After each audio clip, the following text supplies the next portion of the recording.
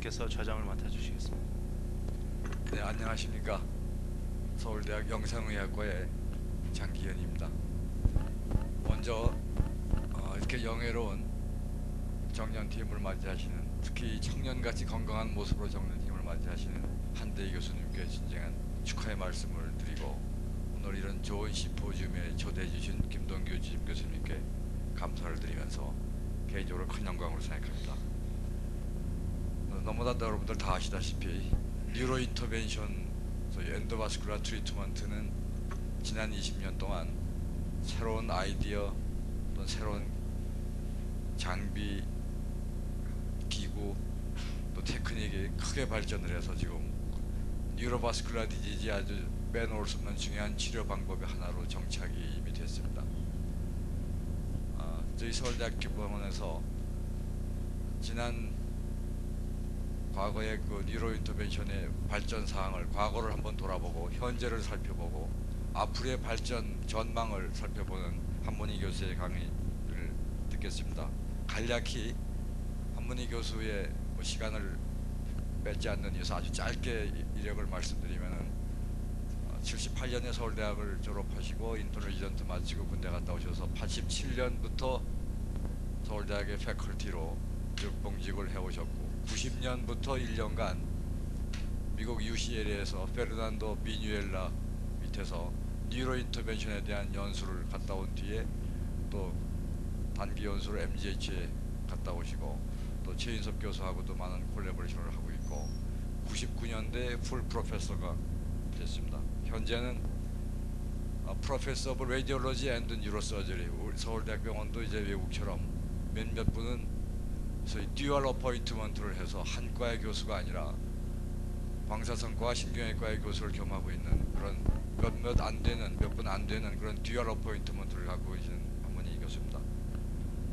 그래서 90년에 그 UCL에 다녀온 이후로 거의 뉴로 인터벤션에 전념을 하고 있고, 그동안에 많은 SCI 페이퍼, 수십 편의 SCI 페이퍼도 직접 쓰시고, 2001년에는 이 WFITN 월드 페더레이션 오브 인터벤셔널 뉴로레디올로지를 서울에서 성공적으로 개최하는 핵심 멤버로 사무총장으로 일을 했고,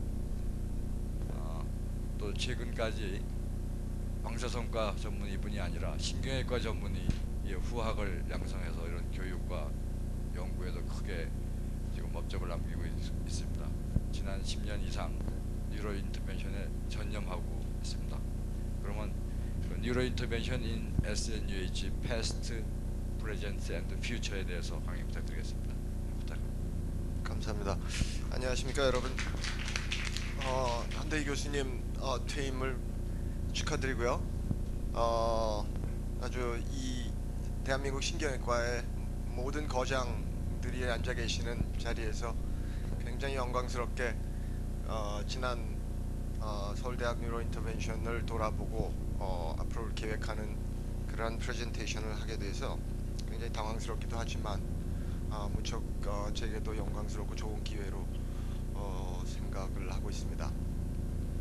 사실 이렇게 제가 우리 교실이 우리 전공 분야가 돌아온 길을 정리하는 이런 프레젠테이션은 개인적으로도 처음입니다. 서울대학 뉴로 인터벤션은 사실은 오늘 퇴임하시는 한대희 교수님의 작품이기도 하고, 퇴임하신 여기 앉아 계신 최길수 교수님의 작품이기도 하고, 또 오늘 이 좌장을 맡아주시는 장기현 교수님의 작품이기도 합니다. 히스토리에 보면은 1973년도에 처음으로 트랜스페머럴 세레브럴 엔지오그래피를 했다고 기록되어 있습니다. 이건 구병원 시절이고, 그 당시에는 엔지오그래피 전용의 장비가 아닌 플로로스코피 장비를 이용해서 트랜스페머럴 세레브럴 엔지오그래피를 처음 시작을 했습니다. 그 이후에 새 병원이 개원한 이후 78년도에 뉴로 엔지오그래피 전용의 장비가 설치가 됩니다. 당시 바이플레인 플로로스코피가 아니고 바이플레인 레디오그래피가 가능한 장비가 설치가 됐었습니다.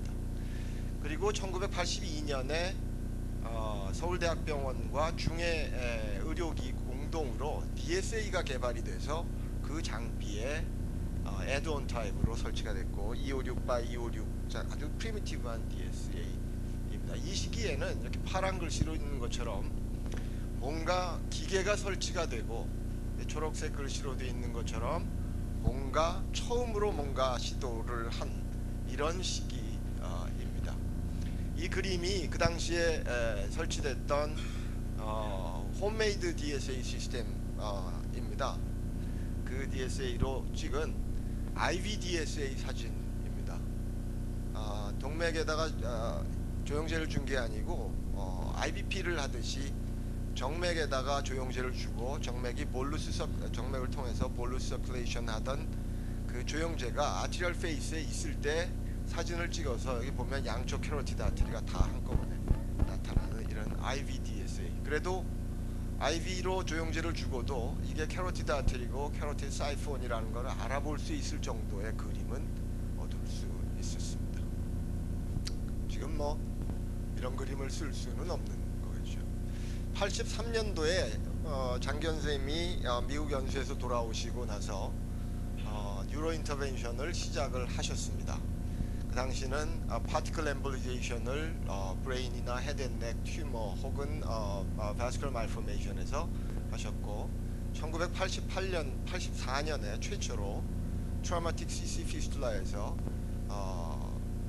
디태치블 볼룬을 이용한 엠볼리제이션을 최초로 했습니다. 이게 바로 그 첫 케이스의 CC 피스툴라입니다. 이거는 필름 서브트랙션 엔지오그래피 사진인데 이렇게 손으로 타일을 한 마이크로캐스터 끝에 타일을 한 레이텍스 핸드 타이드 레이텍스 볼룬을 이용해서 피스툴라를 어클루전을 했었습니다.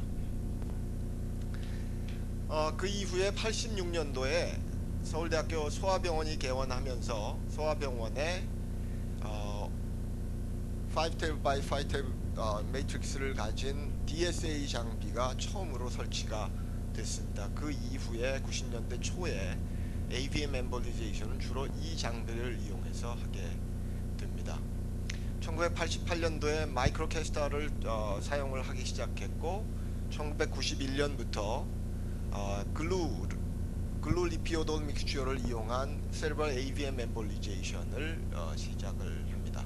이게 바로 그 512 곱하기 512 DSA 장비로 찍은 NGO고 이거는 필름 서브트랙션에 의한 사진입니다. 당시 보유하고 있던 0.5 테슬라 MRI의 이미지이고 이렇게 AVM을 멀티플 트랜스아테리얼 글루 인젝션을 통해서 디바스큘라이제이션을 시킨 1991년 첫 브레인 AVM 엠볼리제이션 케이스입니다. 물론 프리서지컬 엠볼리제이션이고 그 이후로도 프리서지컬 프린시플로 세브럴 AVM 엠볼리제이션을 해왔습니다. 92년도에 당시 월드와이드 클리니컬 트라이얼이 GDC에 대한 클리니컬 트라이얼이 행해지고 있었지만 우리나라에서는 그 월드와이드 클리니컬 트라이얼에 참여를 하지 못해서 그런 기구를 쓸 수가 없었죠. 그런 대신 파이버드 푸셔블 코일을 이용한 럽처드 애뉴리즘의 엠볼리제이션을 처음 했습니다.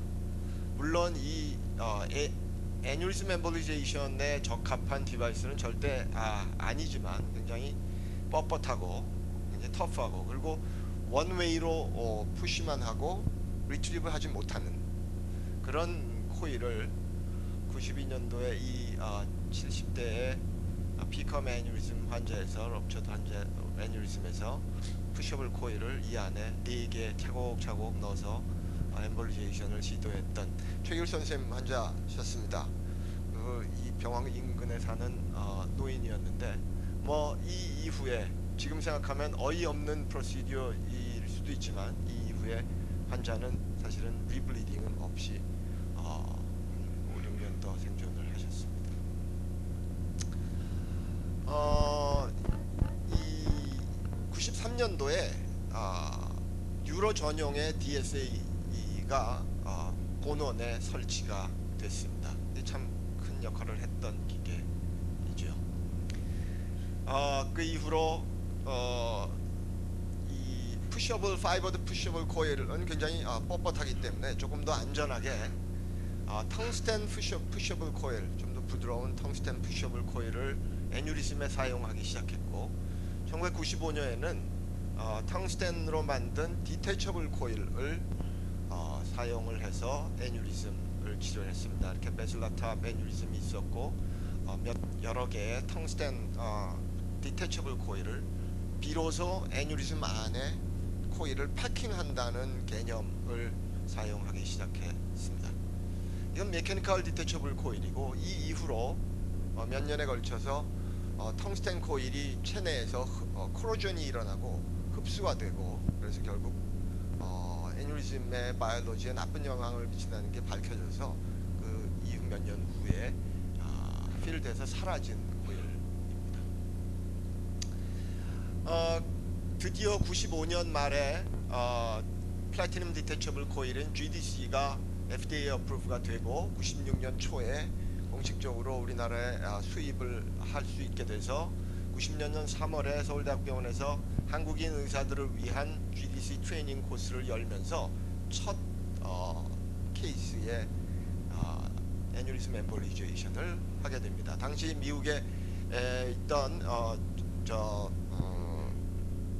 최인섭 교수가 서울의 이 트레이닝 코스에 참석해서 이 첫 케이스를 함께 했습니다. 역시 최일수 교수님 환자였고 한 달 전에 블리딩을 했었던 럽처드 에이컴 애뉴리즘이었는데 이 첫 케이스를 위해서 좀 딜레이 시켜서 코일 엠볼리제이션을 했던, 지금 생각하면 아주 좋은 코스에 좋은 넥을 가진 아주 잘생긴 에이컴 애뉴리즘, 지금 생각하면 굉장히 쉽게 누구라도 들어가서 코일링을 할 수 있는 애뉴리즘이었지만 굉장히 떨리고 감격스러웠던 기억이 아직도 있습니다. 90년도에 UCLA 연수 이후에 5년을 기다려서 비로소 GDC를 사용한 첫 케이스를 하게 된 아주 감격스러운 기억입니다. 그 이후로 이런 빨간색 프로그램이 많아집니다. 이거는 주로 트레이닝 혹은 사이언티픽 프로그램들입니다. 이 새로운 기계가 설치되거나 이런 거보다는 주로 몇몇 도전적인 프로시디어와 특히 아시아 패시픽 닥터들을 위한 애뉴리즘에 대한 트레이닝 프로그램을 97년부터 2002년까지 계속 서울대학병원에서 하게 됩니다. 98년도에 서비컬 캐로티드 스테노시스에 대한 스텐트 시스티드 엔지오플라스티를 처음으로 하게 됩니다. 이 당시는 프로텍티브 디바이스가 없었으므로 이렇게 심플 볼룬 엔지오플라스티와 스텐트를 설치하는 이런 방법으로 치료를 했습니다.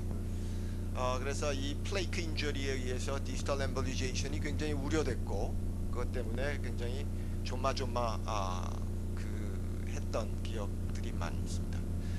그 이후이 2001년 초에 국내에서 최초로 디지털 세레브럴 프로텍티브 디바이스를 사용한 캐로티드 스텐팅의 첫 케이스를 하게 됩니다. 사실 이 당시 이 프로텍티브 디바이스는 아직 그렇게 월드와이드로 어프로벌이 되지 않았고 국내에서도 공식적으로 수입된 적이 없었는데, 개인적으로 이 환자분의 친권자가 저였고 시술자가 저였기 때문에 밀수하다시피 프로텍티브 디바이스를 하나 클리니컬 트라이얼 중인 거를 독일에서 들여다가 모든 책임을 제가 지기로 하고, 제가 믿는 제자들을 시스트로 세우고 공범으로서 이런 프로시저를 했습니다. 우리 아버지입니다.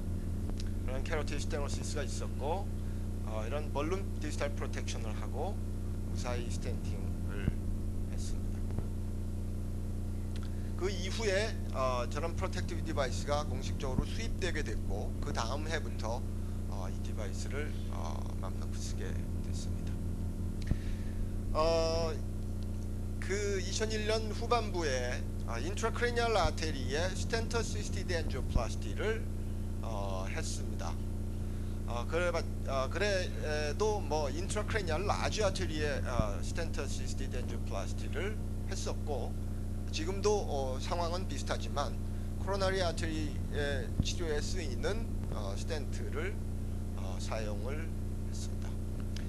2001년 말에 지금 현재 쓰고 있는 그 장비가 2001년 11월에 도입이 됩니다. 굉장히 큰 역할을 했던 장비고, 이때부터 다량의 환자를 소화하게 되는 시대로 맞게 됩니다. 그 이후부터는 이렇게 붉은 글씨에만 있네요.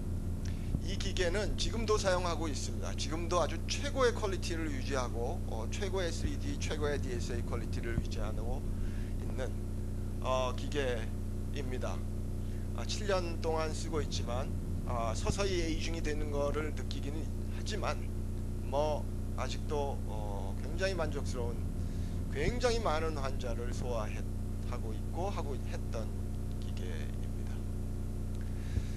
그 이후로는 대부분 적혀 있는 것들이 이 아카데믹 프로그램이거나 트레이닝 프로그램이거나, 특히 최근 2005년 6년 들어서는 메이저 컴퍼니들, 다국적 기업들, 이 주종인 메이저 컴퍼니들의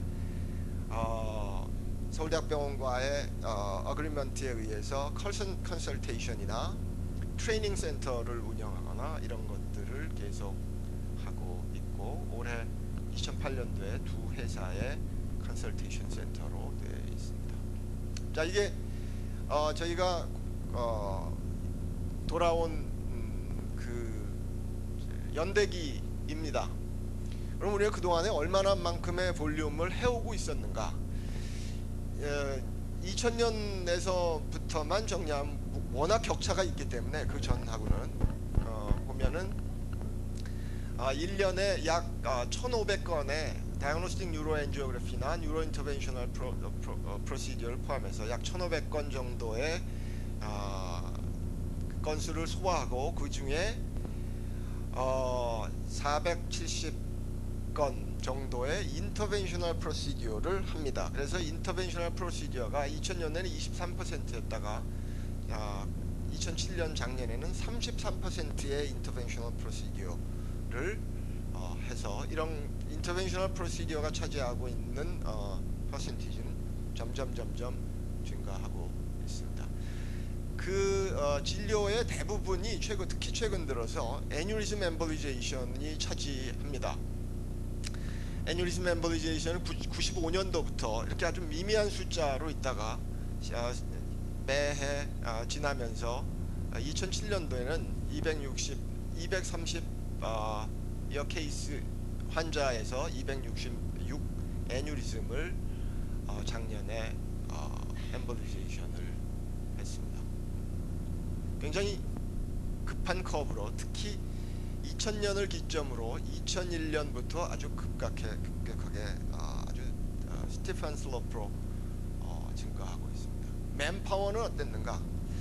그 잡이 증가하는 거에 비해서 맨파워는 그렇게 늘지 못했습니다.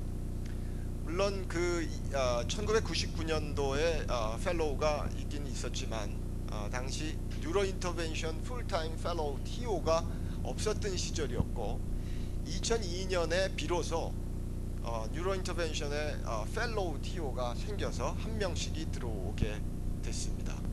2003년부터는 저를 제외한 한 명의 스태프가 파트타임으로 뉴로인터벤션에 관여하게 됐고, 그건 지금까지 마찬가지이고, 지금 2명의 펠로우와 2007년도에 1.5명의 스태프, 2명의 펠로우, 1명의 레지던트가 일을 하는데, 2008년도부터는 아마 내달부터 2명의 스태프와 2명의 펠로우와 0.5명의 레지던트가 근무를 합니다. 그러니까 0.5명의 레지던트는 사실 노동력이라고 보기는 힘들고, 2명의 펠로우와 2명의 스태프가 일을 소화를 하는 겁니다. 사실 좀 벅찹니다. 퍼블리케이션.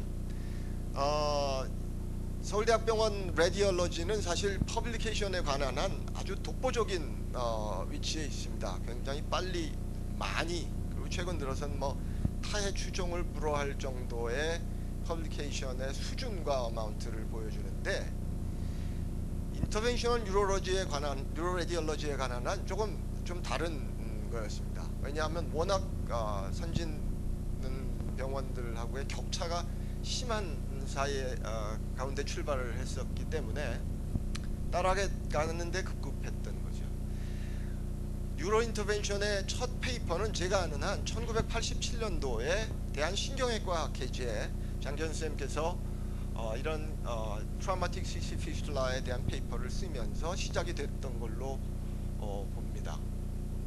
좀 그렇게 다른 특히 뉴로 이미징이나 다른 필드의 페이퍼에 비하면 좀 많이 늦었습니다. 특히 ACI 인덱스드 저널에 뉴로 인터벤셔널 페이퍼를 싣는 건 더 늦었습니다.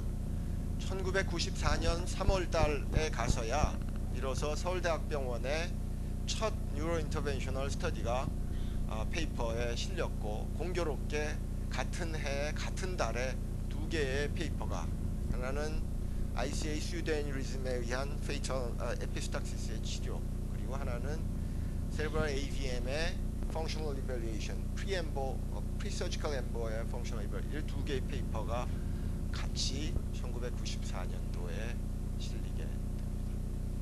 그 이후로 사실은 1987년에 첫 뉴로 인터벤션 페이퍼가 나간 이후로 최근까지 모두 77편의 인터벤셔널 페이퍼가 퍼블리시 됐는데, 그 중에 24편인 국내 잡지에, 그리고 53편은 CI 인덱스드 저널에 퍼블리케이션이 됐고, 특히 2001년에서 최근까지 58편이 집중적으로 퍼블리케이션이 돼서 2001년 이후에 아주 집중적인 그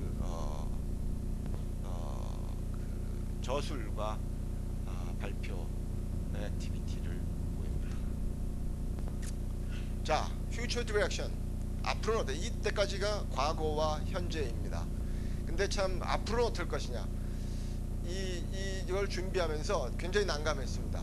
스스로 앞으로 어떻게 할 것이냐에 대한 아이디어나 플랜이 전혀 없었기 때문에 이 프레젠테이션을 준비하면서 사실은 제 플랜을 세웠다고 볼 수도 있습니다. 일단 중요한 거는 퍼실리티와 맨파워의 양적인 팽창이 굉장히 중요하다. 이렇게 큰 공을 세운 기계가 있긴 있지만, 지금의 이런 퍼실리티와 지금의 맨파워로는 세컨 스테이지 도약이 어렵다. 이때까지 우리가 페이퍼를 쓰고 진료를 했던 그 볼륨이나 퀄리티는 세계 유수의 어떤 뉴로 인터벤셔널 센터에 결코 뒤지지 않지만, 그 사람들이 갖고 있는 퍼실리티와 그 사람들이 갖고 있는 맨파워에 비하면 아주 초라하기 이를 데 없는 맨파워와 퍼실리티임을 느낍니다. 그래서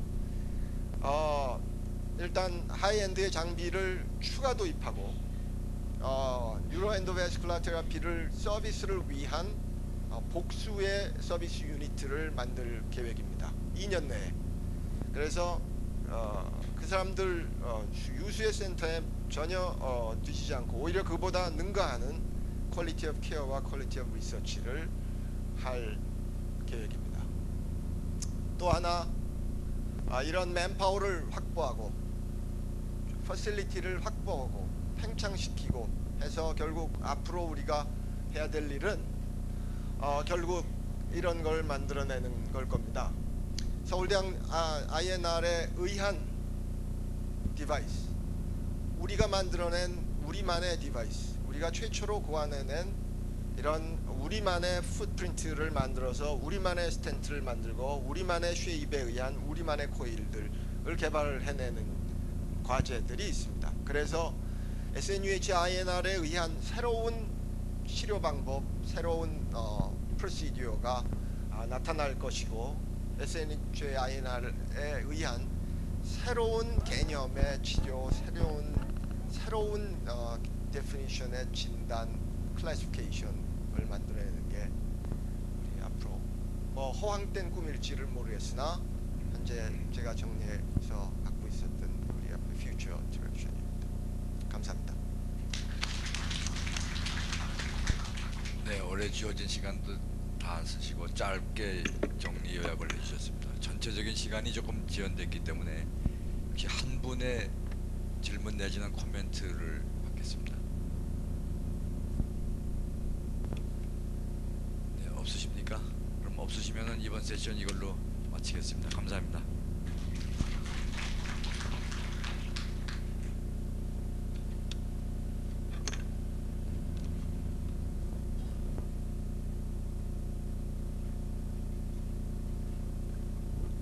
다음 세션의 제목은 Problems in the Management of Intracranial Aneurysms입니다. 임만빈 교수님과 허승곤 교수님께서 좌장을 맡아주시겠습니다.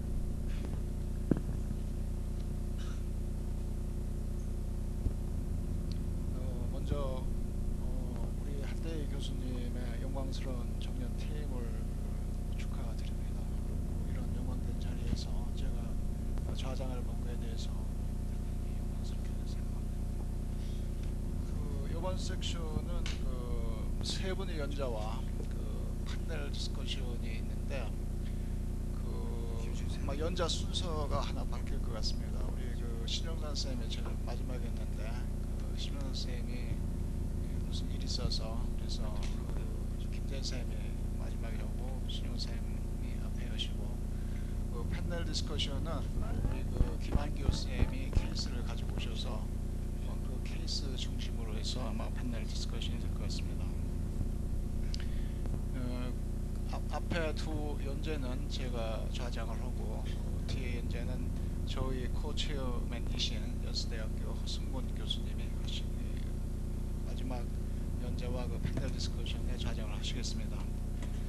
그럼 먼저 우리 박인성 교수님이 Management of Small Unobstructed Aneurysm에 대해서 말씀하시는데 박인성 교수님은 85년도 서울대학교 의과대학을 졸업하시고 86년에서 90년까지 서울대학에서 신경외과 출연을 받으셨습니다. 그렇고 93년부터 경상대학에 근무를 시작해서 2006년부터는 경상대학 신경외과의 주임 교수로 일을 열심히 하시고 있습니다. 그러면 발표하시죠. 감사합니다. 저는 경상대학 근무하고 있는 신경외과 박인철입니다. 오늘 저희 은사님이신 전국 한대희 선생님의 정년을 기념하기 위한 심포지움에서 제가 비파열성 뇌동맥류 치료에 대해서 이야기할 수 있는 기회를 가진 것에 대해서 영광을 생각합니다.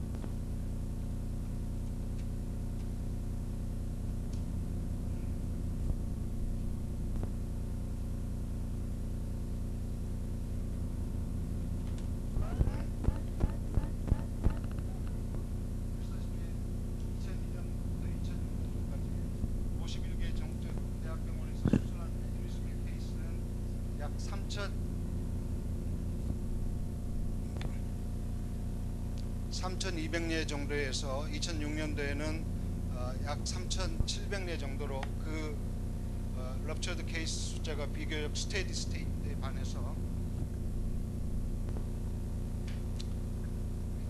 동 기간 동안 치료를 시행한 언럽처드 애뉴리즘의 그 숫자는 급격히 증가하는 것을 볼 수가 있습니다. 또한 2006년도에 치료한 언럽처드 애뉴리즘의 사이즈를 보게 될 것 같으면 대부분 약 90% 정도는 10mm 이하의 우리가 언럽처드 애뉴리즘을 실제적으로 치료하고 있습니다. 실제적으로 치료한 애뉴리즘의 트리트먼트 모달리티를 볼 것 같으면 약 반 정도는 수술, 반은 코일링을 저희가 시행하고 있는 그런 상황입니다. 따라서 오늘 저희가 이야기하려고 있는 스몰 언럽처드 애뉴리즘을 어떻게 치료할 거냐 하는 것은 결국 우리가 언럽처드 애뉴리즘의 비나인 히스토리와 또 치료에 따르는 그 리스크를 정확히 어세스먼트하는 게 필요할 것 같습니다. 그렇지만 아직까지는 그 레트럴 히스토리에 대한 데이터가 아주 명확치 않고 또 아직은 좀 디베이트가 많은 그런 상황에서 실제적으로 어떤 에이심토마틱 언럽처드 애뉴리즘을 치료할 거냐 하는 거가 결국 오늘의 이야기가 되겠습니다.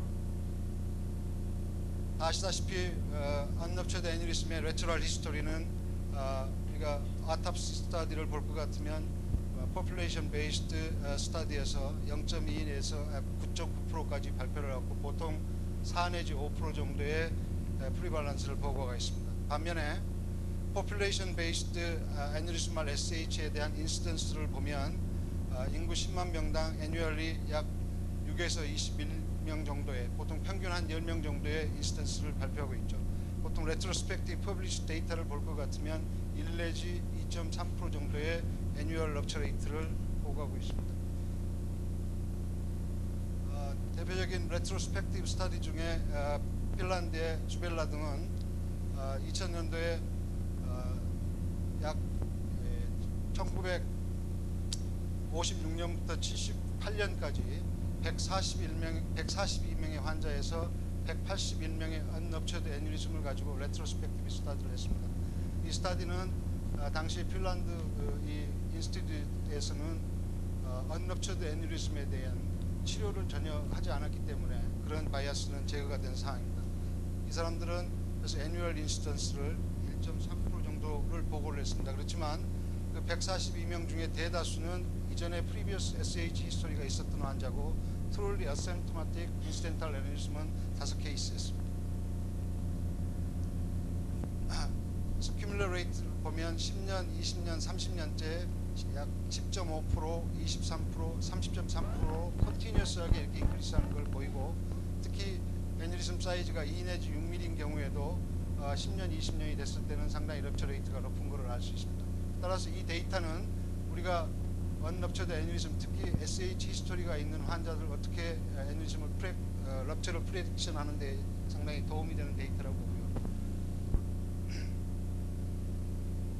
반면에 우리가 지금까지 가장 우리 신경외과 의사들한테 디베이트를 낳게 했던 1998년도에 아이수이아 스타디에 볼 것 같으면 특히 10mm 이하의 스몰 애뉴리즘 경우에 SH가 없는 그룹 1에서는 애뉴얼 인시던스가 0.05 그 다음에 그룹 2인 SH가 있는 그런 그룹에서도 그 애뉴얼 인시던스는 0.56으로 비교적 비나인한 그런 결과를 발표를 함으로써 상당히 저희 신경외과에 디베이트를 낳게 하는 그런 결과가 있었습니다. 아시다시피 이 첫 번째 아이수이아 스타디는 우리가 실렉션 바이러스라든지 그다음에 카비너스 사이너스 애뉴리즘이 많이 포함이 됐다는 그런 문제에도 불구하고 오늘의 이런 스몰 애뉴리즘을 어떻게 치료할까 하는 근본적인 디베이트를 낳게 했던 논문이라고 봅니다. 반면에 2003년 아이수이아 91년부터 98년까지 이렇게 프로스펙티브한 레터럴 히스토리를 본 거 이 역시 랜더마이즈가 되지 않은 그런 데이터이긴 하지만 역시 여기서는 스몰 애뉴리즘의 사이즈 크라이테리아가 7mm로 내려가긴 했지만 역시 엔티리어 서큘레이션 같은 경우에 또는 포스terior 엔테리어 서큘레이션도 역시 낮은 애니리즘 럽처 레이트를 보고 있습니다. 그렇지만 지금까지 되어 있는 이 레트럴 히스토리에 대한 이런 아주 멀티센터 스터디이기 때문에 우리가 실제적으로 레트럴 히스토리를 이해하는 데 있어서는 상당히 지대한 공헌을 했다고 봅니다. 5-year cumulative rupture rate를 보면 7mm 이하인 스몰 애니리즘의 경우에 엔테리어 서큘레이션 경우에도 SH가 없는 그룹에서는 0%, 그 다음에 SH가 있는 그룹에서는 1.5%로 SH 유무가 유일하게 그 두 그룹 간에 유의하게 그런 영향을 미쳤던 거고, 피컴을 포함한 포스트웨어 서큘레이션 애니리즘 같은 경우에 7mm 이하의 SH가 없는 그룹 1 경우에 2.5%, 그룹 2인 경우에 3.4% 정도의 큐뮬러티브 럽처 레이트를 보였습니다. 이 데이터에서 보시면 역시 애니리즘 로케이션이나 사이즈가 이 비교적 통계적으로 의미 있게 럽처 레이트에 영향을 미치는 것을 알 수가 있습니다.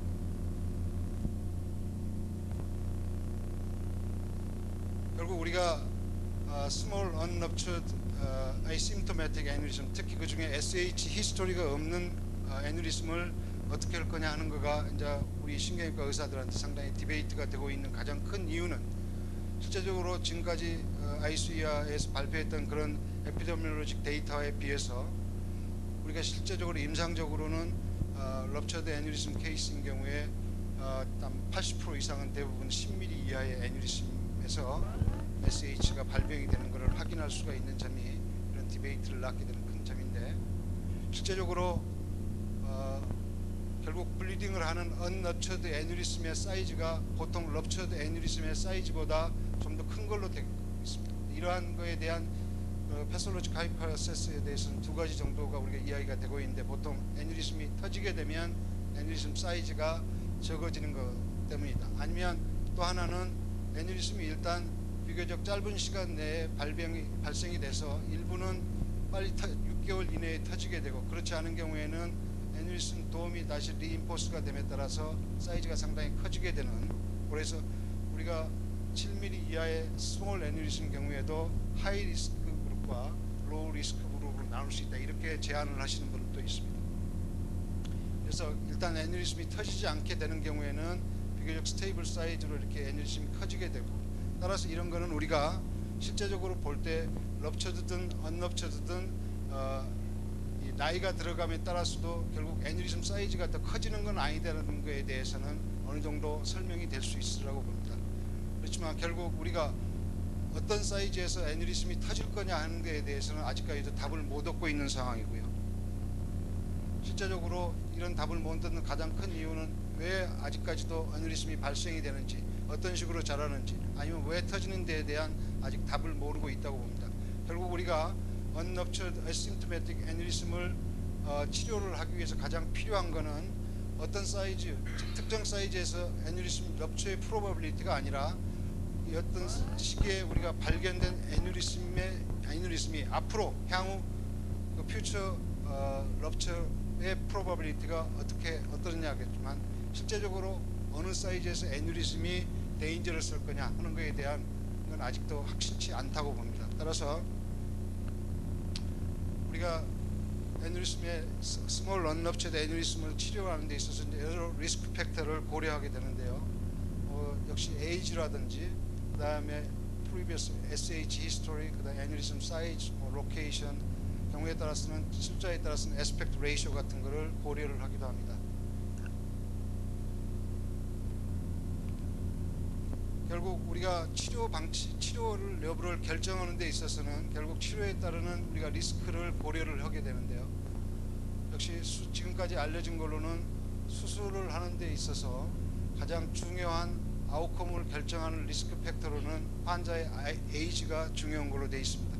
그 외에 애니리즘 사이즈라든지 로케이션, 아니면 이전에 이스케믹 세레브럴 바스큘라 디지즈의 히스토리 여부, 이런 것들이 실제적으로 되어 있습니다. 그렇지, 최근에 어찌됐든 서지컬 트리트먼트, 그러니까 스몰 언럽처드 애니리즘에 있어서의 서지컬 트리트먼트의 모탈리티는 상당히 격감된 걸로 되어 있지만, 역시 아직까지도 모빌리티는 문제가 되고 있는 그런 상황이고요. 엔도바스큘러 트리트먼트인 경우에는 역시 그 리스크는 다 아시다시피 애니리즘 사이즈 로케이션이 많이 관계가 되고 반면에 에이지는 그렇게 리스크 팩터가 되지 않는 걸로 보고 있습니다. 따라서 이런 엔도바스큘러 트리트먼트는 그 프로시디에 관계된 모비디티라든지 아직 듀러빌리티에 대해서 아직 명확한 데이터가 나오고 있지는 않지만 최근 점차적으로 언럽처드 애니리즘을 치료하는 데 있어서 그 이용 빈도가 높아지고 있다고 봅니다. 결국 뭐 어느 게 더 스몰 언럽처드 애니리즘을 치료하는 데 있어서 도움이 될 거냐 하는 것에 대해서는 앞으로 랜더마이즈 트라이얼이 필요하다고 보고요. 결국 스몰 언럽처드 애니리즘을 매니지하는 데 있어서는 역시 개인 인디비듀얼라이즈드 리스크 베네피트를 어널리시해서 결국 우리가 스몰 언럽처드 애니리즘을 그냥 컨서버티브하게 그냥 두고 보는 경우에 위험성이 결국 치료에 따르는 위험성보다 더 높다고 판단이 됐을 때 수술을 해야 된다고 봅니다. 그렇지만 결국 우리가 경우에 따라서는 환자의 사이콜로지컬 모빌리티를 줄이기 위해서 로우 리스크 애니리즘인 경우에도 우리가 스몰 언럽처드 애니리즘을 치료하기도 합니다. 결론적으로 우리가 스몰 애니리즘을 치료 여부를 결정하는 데 있어서는 사이즈도 중요하겠지만 결국 사이즈가 다는 아닌 거 아니냐. 결국 각 인디비듀얼라이즈 리스크 베네피트 어널리시스가 모든 환자를 대상으로 돼야 될 것 같다. 마지막으로는 중요한 거는 그 환자를 치료하는 그 인스티튜션의 결국 그 트리트먼트에 대한 자기의 어떤 리스크에 대한 본인 술자들이 먼저 거기에 대해서 명확하게 먼저 고려가 먼저 된 상황에서 스몰 언럽처드 애니리즘에 대한 치료 방침이 결정돼야 됩니다. 감사합니다. 네, 박영승 교수님 감사합니다. 시간이 조금 질레했는데 혹시 한 분 혹시 질문 있습니까? 예.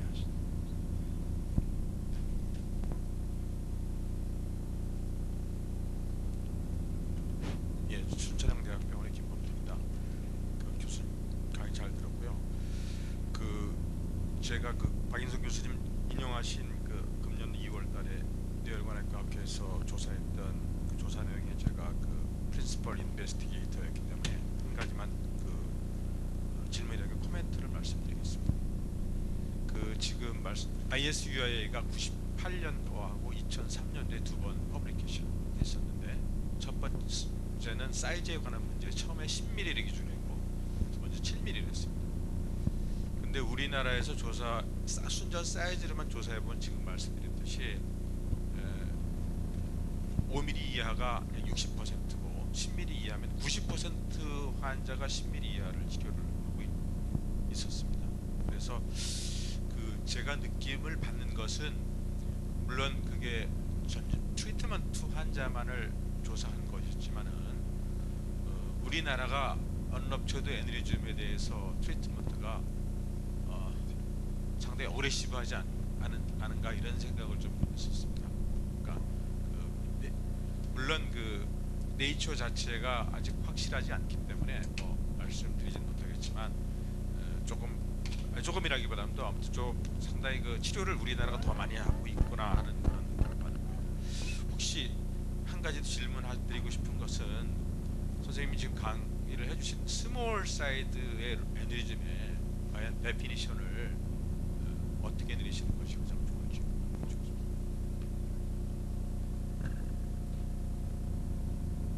보통 우리가 애니리즘 보통 클래시피케이션을 할 때는 10mm에서 24mm, 그 다음에 25mm부터는 자이언트 이런 식으로 나눠서 하긴 하는데 결국 우리가 이렇게 크라이테리아를 나눈 것 자체는 통계적으로 처리를 하다 보니까 그렇게 나누어진 거라고 그렇게 보고요. 명확하게 우리가 스몰 애니리즘을 진짜 7mm로 잡을 거냐, 5mm로 잡을 거냐, 10mm로 잡을 거냐 하는 그거는 명확하게 이야기하기는 좀 어려울 것 같습니다만 이게 통계적 처리를 하는 가운데 좀 그런 거 아닌가. 그리고 실제적으로 2003년도에 그 데이터 98년부터 한 2002년 정도까지 ICUI에서 그런 멀티센터 하는 것도 보면 애니리즘 7mm 이하인 경우에도 약 한 40% 정도는 결국 치료를 한 걸로 되어 있습니다. 근데 실제적으로 우리가 지금 자꾸 많아지는 거는 실제적으로 선생님도 하시겠지만 언럽처드 스몰 애니리즘 7mm 이하짜리, 5mm 이하짜리가 오는 경우에는 우리가 먼저 아무래도 이게 수술만 가능하다고 그러면 엔도바스큘라 쪽을 좀 먼저 생각하고 그러고 실제적으로 모빌리티가 좀 떨어지다 보니까 좀 그런 쪽으로 많이 가는 거 아닌가 그런 생각도 듭니다. 예, 시간이 좀 딜레이 돼서 감사합니다, 박인선 교수님. 다음은 우리 그 신용삼 교수님께서 Combined Surgical and Interventional Treatment of Aneurysm에 대해서 말씀을 하시겠습니다. 우리 그 신용삼 교수님은 1988년도 연세대학 의과대학을 졸업하시고 89년부터 93년까지 연세대학 신경외과에서 수련을 마치셨습니다. 그리고 96년부터 99년까지 펠로우를 하셨고, 그다음에 99년에서 2000년까지 엔도바스큘라 펠로우를 하시고, 지금은 아주대학교에서副교수로 계신데 1년에 한 200개 이상의 에니즘 환자를 엔도바스큘라 서저리를 하시는 아주 독보적인 그런 존재가 생각이 듭니다. 예, 강의 시작하시죠. 감사합니다. 한대 선생님의 정년을 축하드립니다. 계속 건강하시고 앞으로 많은 후학들에게 많은 가르침 주시기 바랍니다. 저는 오늘 Combined Surgical and Interventional Treatment에서 말씀드리겠습니다. 1937년도에 댄디 워커가 처음으로 엔지니어링 클립을 시작을 했습니다. 그 이후에 클립은 여러 가지 클립이 많이 발전하였고, 스컬 베이스 서저리가 발전했고, 바이패스 서저리가 발전했습니다. 그렇지만 최근 들어서는 어떤 서지컬 테크닉이, 새로운 테크닉이 계속 발전할 기미는 보이지는 않고 상당히 많이 정체되어 있는 그런 상태인 것 같습니다.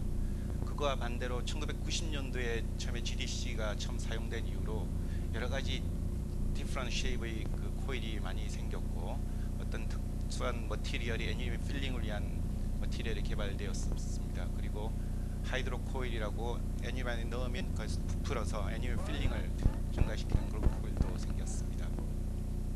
그리고 티슈 리액션을 일으키는 코일도 발전됐고, 그 전에 엔도베스크 트리트먼트 못하던 와이드넥 애니메 트리트먼트 하기 위해서 어떤 유로폼이나 벌룬이 사용되고 있습니다. 최근에는 partially graft stent라고 애니림 폴만 막고 주위에 있는 사이드 브랜치를 세이브하는 그런 어떤 partially graft stent가 개발되고 있습니다. 그리고 3D 엔지오 머신이 발전되면서 입체적으로 환자를 볼 수가 있기 때문에 여러 가지로 많은 변화가 있고 있습니다. 감히 최근에는 여러 상황으로 봐서는 어떤 인터벤션을 없이 말하기는 상당히 어렵고, 그래서 인터벤션의 시대라고도 말할 수가 있습니다. 이건 작년에 잭모레라고 프랑스에서 인터벤션의 파이어니아입니다. 그 병원에서 2002년도 5월부터는 300리 애뉴림을 하는데 하나도 수술을 안 하고 다 코일을 한다고 발표를 했습니다. 바스큘러 서전으로서 전혀 이쪽에 어그리하지는 않지만은 어떤 한쪽의 익스트림에서 이거는 사실입니다. 저희 병원에서 또 2006년도에 처음으로 코일 케이스가 서지컬 케이스를 약간 넘었습니다. 그리고 2008년도도 여전히 조금 넘은 상태, 한 55% 정도 애뉴리즘이 코일로 치료되고 있습니다. 감히 말씀드리지만 엔도베스크 트리트먼트가 어떤 신경외과 뉴로바스큘라에 미치는 영향은 상당히 컸습니다.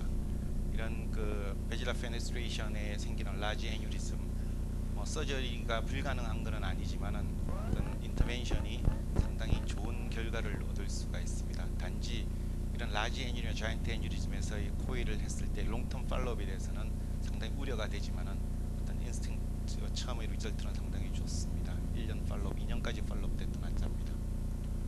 그렇지만 이런 스롬보스 자이언트 애뉴리즘 이런 케이스입니다. 이런 케이스는 저희가 코일을 테크니컬리 코일을 할 수 있느냐? 예, 테크니컬 코일은 충분히 가능은 합니다. 그렇지만 코일을 했을 때 코일 컴팩션이나 매스 이펙트가 증가되는 경우가 상당히 많이 보고됐기 때문에 아마 수술이 처음에 쉽지는 않겠지만 수술이 훨씬 이런 케이스는 많이 도움이 될 거로 생각이 듭니다. 여기서 옵틱 널브고 인피리어 쪽으로 스럼보스드 카시파이드 애뉴즘이 있습니다. A2 사이로 위쪽으로 이렇게 애뉴즘이 생기기 때문에 이쪽까지는 엔도베스큘라 절대로 커버가 될 것 같지는 않습니다. 수술은 윙클립을 쓰고 여러 가지 다양한 테크닉으로 어떤 이런 수술이 쉽지는 않지만은 이런 라지 자이언트 애뉴리즘을 서큘레이션에서 분리를 시킬 수가 있습니다. 환자는 잘 리커버리했습니다. 여러 가지가 이제는 뭐 어떤 치료가 좋다 이런 것보다는 어떤 애뉴리즘에서 모두 다 치료를 다 할 수가 있습니다. 단지 어떤 치료가 좋으냐, 환자한테 뭐가 도움이 되느냐로 항상 결정을 하는데, 또 일부의 환자에서는 어떤 하나의 치료가 아닌 컴바인드 어프로치가 도움이 되는 경우가 있습니다. 그 클립 또는 코일이 아니고 클립과 코일이 되겠습니다. 목적 자체는 컴플렉스 애뉴리즘을 심플하게 만드는 겁니다. 환자한테 훨씬 세이프하고 훨씬 톨러레이션을 할 것 같습니다. 예를 들면 자이언트 애뉴리즘인 경우는 ICL 엔도베스컬 오클루전하고 바이패스를 한다고 하면 저희가 인트라크레니얼 열고 그 엔티오크레니스 갈고 카메라 사이너스 오픈을 해서 생기는 옵틱 러브 인jury나 어떤 크레인 러브 인jury를 방지할 수가 있습니다. 또 멀티플 리모트 애뉴리즘도 어디셔널 크레니오토미를 피할 수가 있고, 특히 프레비어스 코일을 한 환자든지 프레비어스 클립을 한 환자들은 디아더 모달리티를 사용하면 훨씬 안전하게 좋은 결과를 얻을 수가 있습니다. 그리고 자꾸만 코일이 많아지면 많아질수록 컴플리케이션은 생기기 마련이고, 또 리크한 케이스, 매스 이펙트가 생기기 때문에 그거에 따르는 수술도 필연적으로 계속 증가하고 있습니다. 아직까지 6년 동안 2200 케이스 정도에서 전체적으로 봐서는 클립이 60%였지만 최근은 조금 달라졌고 5% 환자에서 두 가지를 다 같이 사용해서 치료를 했습니다. 대표적인 예가 자이언트 애뉴리즘입니다. 닥터 투 선생님이 아까 오전에 말씀하셨다시피 이런 자이언트 애뉴리즘, 이 페트로스 카베나 사이너스에 있는 스롬보스 애뉴리즘 다이플로피아로 왔던 환자고, 실제 애뉴리즘 사인이 이렇게 됐었습니다. 환자는 발론 오클루 테스트를 했고, 환자는 비교적 톨러레이션은 했고 비교적 콜라테는 좋았으나 스펙트 스캔에서는 라이트 사이드 파레탈 쪽으로 프레피션 디펙트가 생겨서 바이패스 서저리를 했습니다. 바이패스 서저리 SDMC 바이패스만 했었고, 하고 난 그 다음날 다시 발론 오클루전 테스트를 했더니 그쪽으로 다시 그 블러드 플로우가 정상적으로 회복되고 약간 하이프레믹 스테이트까지 됐었습니다. 엔지오그래피 하면서 트랩을 했습니다. 트랩하고 위쪽으로 바스쿠라 플러그를 해서 이런 자이언트 애뉴리즘에서 크리에이션에서 차단됐고, 환자는 다이플로피아가 완전히 회복됐었습니다. 다른 예는 멀티플 애뉴리즘입니다. 65세 여자고 랩 사이드 인터널 카로티드 아테리 7개 애뉴리즘이 있습니다. 럽처로 왔었고 에이쿰이랑 옵달미 있고 약간 카메라스 포지션 있고 MCA, 디스탈 MCA, 그리고 쭉 뒤로 돌아보면 ICA 뒤쪽에도 이렇게 두 가지 애뉴리즘 7개가 있습니다. 수술로 다 할 수 있느냐, 테크니컬 ES 다 할 수가 있습니다. 다 할 수 있고, 엔도베스크 다 할 수 있느냐, 할 수 있을 것 같습니다. 그렇지만 어느 쪽이 터졌는지 확실하지도 않고, 둘 다를 다 할 수는 있지만 둘 다를 과연 완벽하게 할 수 있느냐 의문이 있습니다. 환자는 수술을 들어갔고, 수술에서 A콤이 럽처가 됐었습니다. 럽처됐고, 수술에서 필드에서 할 수 있는 A콤과 뒤쪽 IC 애뉴리즘 2개, 그 MC 애뉴리즘 했었고, 이것도 클립을 하려고 했었는데 그 MC의 코텍스가 박혀 있어서 코텍스 인저리가 줄 것 같아서 놔두고 나왔습니다. 그리고 엔지오그래피 팔로우를 하면서 세 군데 애뉴리즘을 포위를 했습니다. 여기서 보시다시피 우리가 이 애뉴리즘 하나를 트리트먼트 하는데 여러 가지 이런 벤트 클립, 베요넷 클립, 스트레이트 클립, 커브드 클립을 쓰는 이런 여러 가지를 사용하는 것 마찬가지로 코일도 어떤 다양한 심플한 코일만 있는 게 아니라 다양한 회사에서 다양한 쉐입의 코일이 있기 때문에 각각의 어떤 애뉴리즘에 따라서 다 이렇게 종합적으로 사용하게 됩니다. 그래서 전체적으로 애뉴리즘 트리트먼트는 어떤 종합 예술이 아닐까 그렇게 생각을 합니다. 이 케이스는 50세 여자가 SH 환자입니다. 바지라 바이피케이션 애뉴리즘에 스몰 SC 애뉴리즘이 있는데 하일리 로케이티드 바지라 바이피케이션이었기 때문에 당연히 최근은 그냥 코일을 합니다. 하지만 스몰 애뉴리즘은 할 수가 없었습니다. 그래서 심증적으로는 이게 100% 터졌다고는 하지만은 이 조그마한 것도 안 터졌다고 제가 장담은 도저히 못해서 2주 후에 환자가 완전히 회복하고 난 다음에 수술을 들어갔습니다. 베지라 바이피케이션은 쳐다볼 생각은 하진 않았고요. SC 애뉴리즘만 해서 클립을 했었습니다. 터지진 않았습니다. 결과적으로. 이 환자도 SH로 온 환자고 A콤의 그 멀티로벨리티는 A콤입니다. 슈피리어, 포스트리어, 인피리어고 레프트 ICA에 애뉴리즘이 있었고, 환자는 수술 이 어려울 거라고 들어갔었는데 역시 여전히 어려웠고, 피크만 클립을 했고, 수술 시야에서 슈피리어, 포스티리어 파트는 클립을 할 수 있었는데 인피리어 파트는 하이퍼달렌 퍼포레이트 때문에 도저히 도저히 컴플리트 클립이 안 됐습니다. 그래서 엔지오그래피 팔로우를 하면서 남은 쪽에다가 카테터를 넣고 코일을 했습니다.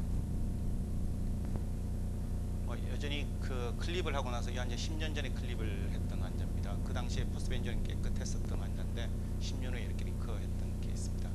당연히 그 최근에 레포트 나오지만 다시 서저리를 해서 클립을 리무브를 하고 클립을 리어저스트 하는 것도 가능은 하지만은 그거에 비해서 엔도베스컬 트리트먼트는 훨씬 더 세이프하고 심플합니다. 환자한테 훨씬 좋은 결과를 얻을 수가 있을 거라고 생각을 합니다.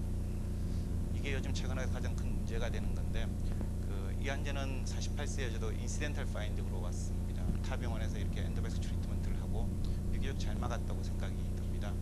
7개월 팔로우를 했는데 이렇게 코일이 컴팩션 되면서 이렇게 넥 랩넌트가 이렇게 생겼습니다. 그쪽에서 다시 엔도베스컬 트리트먼트를 했고 발론을 오클루전 시키면서 했습니다. 상당히 좋은 결과를 얻었고 거의 컴플리트 패킹이 됐다고 봅니다. 3개월 후에 환자는 다시 비주얼 디스터번스로 내원해서 저한테 트랜스퍼가 됐던 환자입니다. 보시면 이 인터널 카로티드 아트리가 약간 내로잉된 것을 볼 수가 있습니다. 환자는 약간의 그 포스터 캡슐에 임박이 왔었습니다. 제가 엔지오그래피를 다시 했더니 코일은 완전 컴팩션이 돼 있고 이쪽으로 이렇게 그 타입 필링이 있으면서 ICA 내로잉이 있습니다. 사실 애뉴리즘은 이만한 쉐입으로 previously 그냥 라지 애뉴리즘이 코일을 넣고 나서 스럼보스가 진행되면서 자이언트 애뉴리즘으로 변해 겁니다. IC가 컴프레션 되고 이 환자는 매스 이펙트가 있기 때문에 더 이상 다른 트리트먼트를 할 수가 없었기 때문에 STA 바이패스를 준비하고 수술을 들어갔던 케이스입니다. STA는 플랩돼 있는 상태고 저렇게 들어 인터널 카로티드 아트리고 이런 식으로 사실은 코일이 된 애뉴리즘 원칙은 절대로 코일을 빼지 않는 거였는데 텐터티브 클립을 하고 나서 도저히 안 빼고는 클립이 되지가 않을 것 같아서 코일을 제거를 할 수밖에 없었습니다. 특히 또 여기 보면 오가나이즈 스럼보스가 넥 근처에 있기 때문에 이걸 제거하지 않고는 클립이 될 수가 없었기 때문에 할 수 없이 전체적인 코일은 아니고 이쪽에 넥 근처에 있는 코일만 제거하고 있습니다. 어느 정도 제거된 다음에 트랩을 하고 난 다음에 클립을 IC에 패러럴하게 물었던 케이스입니다. 현재는 그 SDMC의 바이패스는 할 필요가 없었던 케이스입니다. 이런 식으로 그 처음에 이제 코일을 하고 다시 리커하는 이런 케이스의 서저리는 굉장히 힘들어지고 갈수록 그 이런 케이스가 많이 생길 거로 생각이 됩니다. 이거는 포스터 벤저입니다. 이쪽으로 이 코일 매스는 그대로 남아있고 넥 쪽 코일만 없어졌고 환자는 비주얼 디스턴스 완전히 회복됐습니다. 저희가 500렉 코일을 한 케이스 중에서 24케이스에서 코일 하나 애뉴리즘 서저리를 했습니다. 지금 그룹 A는 그 환자가 입원한 당시에 다시 수술을 했습니다. 그 원인은 다양합니다. 럽처였는데 내가 코일을 시도했는데 인컴플리트 코일링이나 파샬 코일이 됐다든지 아니면 애뉴리 럽처가 됐다든지 컴플리케이션 생겼다든지 이런 경우에 수술이 필요했었고 그런 경우에는 필요한 경우 표란 타들 쪽 코일이 나온 경우 코일을 리무브했습니다. 지금 그룹 B는 팔로업 하는 중에 코일 컨벡션이 생기든지 매스 이펙트가 증가돼서 수술하는 케이스입니다. 전혀 그 코일을 제거하겠다는 시도는 전혀 안 했고 이 케이스처럼 자이언트 애뉴리즘의 매스 이펙트가 심해진 환자에서만 코일을 리무브를 했습니다. 이렇게 코일이 계속 이렇게 증가되면서 이런 그 코일된 애뉴리즘을 수술하는 케이스도 증가되고 있습니다. 전체적으로 어떤 우리가 인유로 인터벤셔널의 시대에 살고 있지만은 항상 그 각각의 트리트먼트는 장점과 단점이 있습니다. 우리가 뭘 쓸 줄을 알고 그리고 이런 그 두 가지를 같이 쓸 수가 있으면 훨씬 세이프하고 환자한테 훨씬 좋은 결과를 얻을 수 있습니다. 우리는 여러 가지 모달리티를 현재 가지고 있습니다. 이 멀티 모달리티를 종합해서 어떤 싱글 애니즘 그게 컴플렉스 애니즘일지라도 이런 멀티 모달리티를 사용하면 그 컴플렉스 애니즘을 심플 애니즘으로 바꿔서 좋은 결과도 얻을 수 있을 거라고 생각합니다. 감사합니다. 정확하게 시간을 맞춰서 감사합니다. 한 분만 혹시 질문이나 코멘트 받겠습니다. 없습니까? 네, 감사합니다. 다음은 우리 허성권 교수님께서 진행하시겠습니다. 네, 다음 연자는 전남대 김태선 교수입니다. 간단히 소개 말씀드리면은 1988년에 전남대 졸업하시고 같은 병원 전남대 대학병원에서 93년에 트레이닝을 마치셨습니다. 이후에 도읍구대학과 미에대학에서 엔도베스큘라 트리트먼트를 연수를 받으셨고 그 다음에 BNI에서 2005년도에 1년간 또 연수를 했습니다. 그게 현재는 2005년부터 전남대 부교수로 하고 계십니다. 이제 또 앞으로 우리 뇌혈관외과를 또 이끌어 나가는 그런 인재라고 생각이 됩니다. 오늘 발표해 주실 내용은 Surgical Treatment of Complex Aneurysms. 네, 부탁합니다.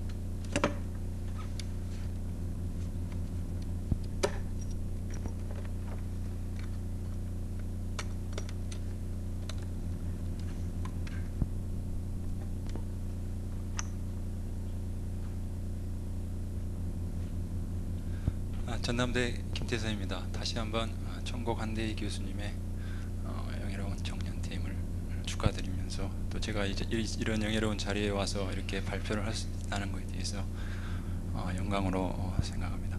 저는 그 이번 섹션에서 그 컴플렉스 애니리즘에 대한 서지컬 스트래티지에 대해서 말씀드리겠습니다.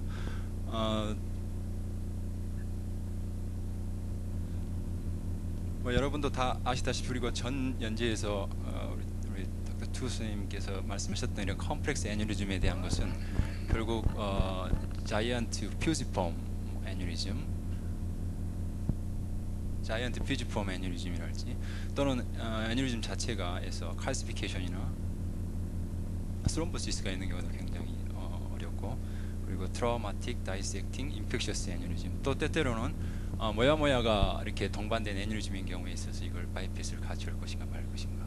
그리고 최근 들어서 이런 엔도바스큘라 시대에 있어서 엔도바스큘라가 치료가 부적절한 그런 포스티리어 서큘레이션 애니리즘은 또 어떻게 치료를 해야 될 것인가. 또한 이런 경우에 뉴로서전으로서 다이렉트 서저리를 해야 되는데, 이때 뭐 과거에 우리 선생님들께서는 항시 사용했던 그런 스컬 베이스 어프로치가 이런 엔도바스큘라 시대에 있어서는 상당히 생소할 수 있고, 이 자체가 또 컴플렉스 애니리즘으로 작용할 수가 있겠습니다. 그래서 이러한 것들이 이러한 컴플렉스 애니리즘들이 크립도 안 되는 경우, 홀도 안 되는 경우에는 대부분에 있어서 리바스큘라이션 서저리를 고려해야 되고, 또 엔도바스큘라 트리트먼트 자체가 힘든 인어프로프리에이트한 애니리즘의 포스티리어 서큘레이션 애니리즘에 있어서는 또한 우리 스컬 베이스 어프로치에 대해서도 고려를 해야 된다고 생각을 합니다.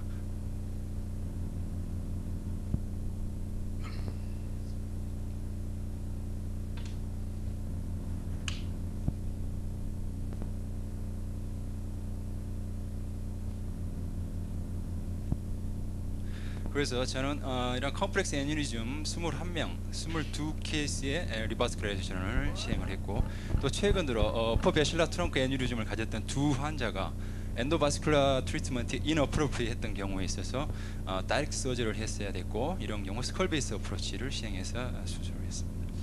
그래서 먼저 이러한 어퍼베실라 트렁크 애니리즘에 대한 스컬 베이스 어프로치를 했던 것을 보여드리겠습니다. 23세 남자 환자가 이렇게 젊은 나이에 SH로 왔습니다. 이니셜 CT 엔지오그래피 상에서 보면은 아주 타이니한 어퍼베실라 트렁크의 애니리즘이 보입니다. 엔지오그래피를 2번 시행했습니다. 했는데 파인딩상 라이트 ICA의 컴플리트 오클루전 소견이 보이면서 에이콘 컴플렉스의 스몰 타이니 애니리즘, 그리고 라이트 베실라 트렁크의 역시 타이니한 애니리즘이 보입니다. 그래서 에이콘 컴플렉스 때문에 오비토 자이고마틱 어프로치를 시행을 했습니다. 이걸 확인을 해야 되기 때문에, 그렇지 않았으면 다른 어프로치를 썼을 건데 다행히 에이콘 컴플렉스에는 어떠한 애니리즘도 발견되지 못했습니다. 그래서 안테리어 크레너즈 프로세스를 리무벌 드릴하고 한 다음 ICA를 보시면 하이퍼플라지아가 굉장히 심합니다. 그래서 익스포저, 와이드한 익스포저를 위해서 일단 ICA를 커팅하기로 했습니다. 커팅 오브 ICA and 드릴링 오브 포스티리어 크레니얼 프로세스. 그래가지고 와이드한 익스포저를 얻고 애니리즘 다이섹션하고 안전하게 그립을 할 수가 있었습니다. 포스트 엔지오그래피 컴플리트 오블리터레이션 된 소견 보이고요. 두 번째 환자 역시 57세 여자 환자로 거의 같은 비슷한 시기에 역시 어퍼 베실라 트렁크의 타이니한 애니리즘이 발견됐습니다. 역시 저의 생각은 이것은 엔도바스큘라는 좀 힘들겠다 생각해서 우리 저희 과거에 선생님들이 많이 쓰셨던 서브템포랄 크레니오토미를 시행하고 텐토리움을 자른 다음에 포스트 크레니얼 러브 애니리즘 다이섹션하고 그리핑을 시행을 했습니다. 포스트 오프 엔지오그래피 컴플리트 오블리터레이션 리바스큘레이션 했던 22케이스에서는 21명은 환자에서 시행을 했고 12명은 컴플렉스 라지 자이언트 애뉴리즘, 5명 퓨지폼, 2명에서는 ICA의 블러드 블리스터 라이크 애뉴리즘이었습니다. 2명은 모야모야 컴바인돼 있고 3명에서는 템포러리 리바스큐레이션을 시행을 했는데 환자가 애뉴리즘이 템포러리 오쿠션 타임이 길다고 판단을 제가 하고 먼저 템포러리 리바스큘라이제이션을 한 다음 템포러리 크리핑하고 애뉴리즘을 크립했던 경우. 페디클 바이패스는 11케이스에서 시행했고 사페너스 베인 그라프트 6케이스, 그리고 인사이트 바이패스도 5케이스에서 시행했습니다. 6케이스의 사페너스 그라프트의 썸머리인데요. 트래핑은 4케이스에서 시행했고 2명에서 크리핑을 시행했습니다. 1명에서 하이프로십 바이패스, 즉 ECA, 사페너스 베인, M2, and 트래핑. 5케이스에서는 숏 세그먼트 바이패스, 즉 슈퍼피셜 템포럴 아테리, 프록시말, 사페너스 베인, M2 바이패스 시행했고 2케이스에서는 크리핑을 시행한 경우는 템포러리 리바스큘레이션을 시행했던 경우고 이니시할 때는 굿 페이턴스를 보였던 게 파울로업 엔지오그라피 상에서는 뉴럴로지컬 데피시티 없이 딜레이드 오클루전 소견을 보였습니다. 5명에서 굿 리커버리, 1명에서는 시비어 디스어빌리티를 보였는데 이것은 바이패스 컴플리케이션으로 다음에 보여드리겠습니다. 46세 여자 SH로 파라크리노드 애니멀 컴플렉스 애니리즘 소견 보여서 ECA, 사페네스, MCA 바이패스를 시행하고 트래핑 오브 애니리즘 시행했습니다. 2년, 3년에 굿 페이턴스를 보여주고 있고 53세 여자 환자 CV 헤데이크를 주소로 왔는데 자이언트 소펜타일 MCA 애니리즘이 보여주고 있습니다. 그래서 이 환자의 경우에서는 숏 세그먼트 바이패스를 시행을 했습니다. STA, 프록시멀, 사페너스 베인, MCA 바이패스 시행하고 트래핑을 했는데 환자는 포스트오프로 인팍션과 더불어 헤미파리시스가 발생했지만 후에 뉴럴로직 아웃컴, 뉴럴로직 데피시트 없이 풀리 리커버리가 됐습니다. 팔로우업 10개월, 6개월 굿 페이턴스를 보여주고 있습니다. 69세 여자 환자 SH로 내용을 했는데 파라크리노이드 에리어에 아주 컴플렉스한 애뉴리즘이 보이고 이 환자는 제가 예상하기에 이 환자를 크립하기 위해서는 상당히 오랫동안의 템포러리 크리핑이 필요하겠다.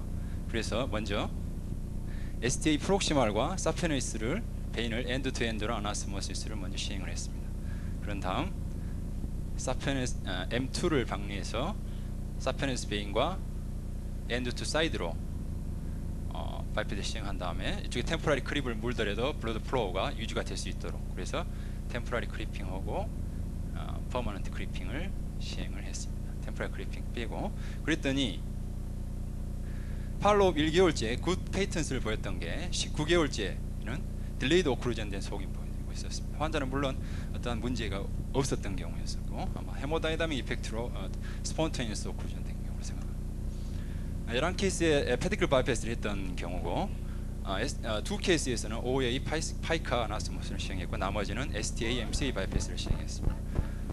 3명에서는 트래핑을 시행했고 1케이스는 엔도바스큘라를 같이 했었고 2케이스는 익시전 오브 익시전 오브 애니리즘 그리고 나머지는 클리핑 오브 애니리즘 앤 바이패스를 시행했고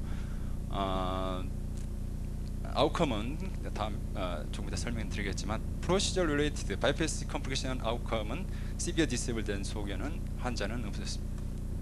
케이스를 보시면 34세 여자 환자 SHIVH로 왔었고 파이카에 아주 컴플렉스한 애니리즘 보입니다. 서브 오시피탈 크레니어토미 시행한 다음 오퍼레이터 파인딩상 애니리즘은 퓨지폼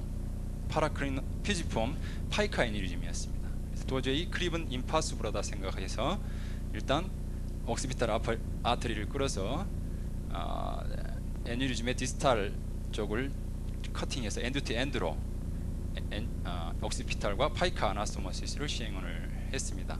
그런 다음 애니리즘은 커팅해서 리무버를 시행했습니다. 약 25mm 정도의 크기의 애니리즘입니다. 환자 포스트오프 큰 문제 없이 회복했고 굿 페이턴스를 보여주고 있습니다. from occipital to pica